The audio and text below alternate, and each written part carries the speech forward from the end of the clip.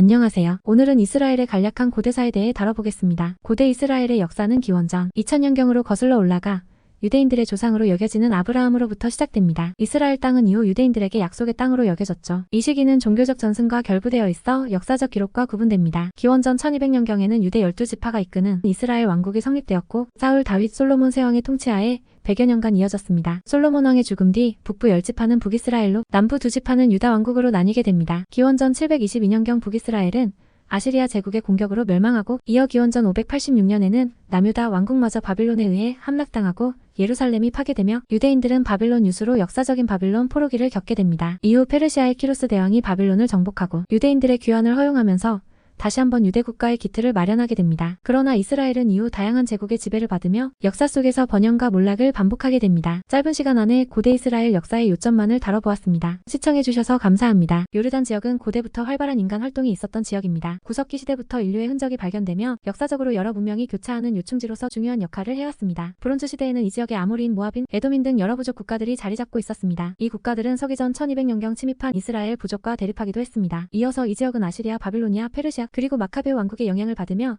다양한 문화와 제국의 영향을 경험하였습니다. 서기전 1세기경 나바테아인들은 페트라를 중심으로 강력한 왕국을 건설했습니다. 이들은 바위를 깎아 섬세한 건축물을 만들어내어 현재에도 관광객들이 많이 찾는 세계 문화유산 중 하나가 되었습니다. 1세기에 로마 제국에 병합되며 아라비아 프로빈키아의 일부가 되었고 이후 비잔틴 제국의 지배를 받게 되면서 기독교 문화가 융성하게 됩니다. 요르단의 우마이야드 모스크와 같은 이슬람 건축물들은 이후 이슬람 제국 시대의 시작을 알리는 것이었습니다. 7세기에는 이슬람 제국의 일부가 되면서 현재 요르단의 영토 내에 다수의 이슬람 건축물과 유적들이 건립되었습니다. 요약해서 요르단은 고대시대부터 중요한 교역로의 중심이었으며 여러 고대 문명의 영향을 받아 역사적으로 풍요로운 문화유산을 가진 나라입니다. 오늘날에도 그 흔적들을 페트라와 같은 고고학적 유적지에서 확인할 수 있습니다. 오늘은 시리아의 고대 역사를 간략하게 살펴보겠습니다. 시리아 고대 문명의 발상지 중 하나로 수천 년 역사를 가지고 있습니다. 고대 시리아는 메소포타미아와 이집트의 중간에 위치해 중요한 교역 경로였죠. 최초의 도시국가들은 기원전 3000년경에 시리아 북부에서 생겨났습니다. 이들은 에블라 왕국과 같은 강력한 도시국가로 발전했는데 기원전 2400년경 에블라는 세미틱 문명 중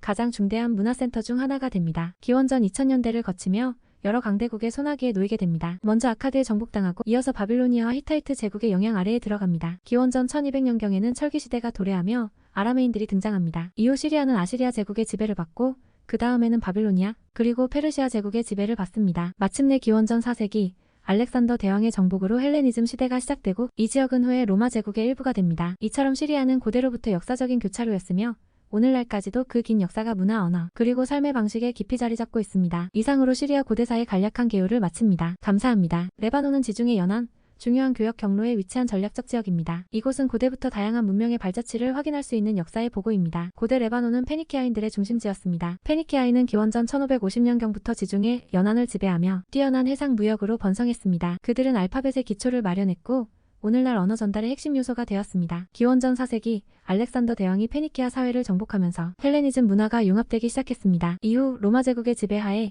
핵심 도시인 바알베크 같은 거대한 건축물이 세워졌습니다. 또한 이 지역은 고대부터 중요한 상업 및 문화 교류의 핵심지였으며 다양한 문명으로부터 영향을 받은 교차로 역할을 수행했습니다. 오늘날 레바논은 다채로운 역사적 유물과 고고학적 장소들로 인해 중요한 유산을 가지고 있습니다. 그 역사의 진정한 가치를 이해하기 위해 우리는 이 지역에 대한 깊이 있는 공부를 계속할 필요가 있습니다. 이상으로 고대 레바논의 역사를 간략하게 알아봤습니다. 시청해주셔서 감사합니다. 키프로스는 지중해 동부에 위치한 섬나라로 풍부한 천연자원과 전략적인 위치 때문에 고대부터 여러 문명의 교차로이자 경쟁의 대상이었습니다. 신석기 시대부터 이미 사람들이 거주하기 시작했고 브론즈 시대에는 풍부한 구리 매장량으로 인해 알라샤 문명이 꽃을 피웠습니다. 키프로스는 구리 생산의 중심지로 번영을 누렸으며 이는 섬의 이름이 구리를 의미하는 라틴어 큐프론과 연관된 이유입니다. 이후 이집트와 중동의 문명들이 키프로스를 지배했고 8세기 BC에는 아케메네스 제국의 일부가 되었습니다. 그 이후 구석기 시대부터 키프로스 섬에는 다양한 문화와 영향권이 지속해서 중첩되어 왔습니다. 고전기의 키프로스는 그리스 아이티족의 영향을 받으며 도시국가들로 발전하였고 헬레니즘 시대에는 알렉산더 대왕에 의해 점령되었습니다. 알렉산더 대왕의 사망 후에는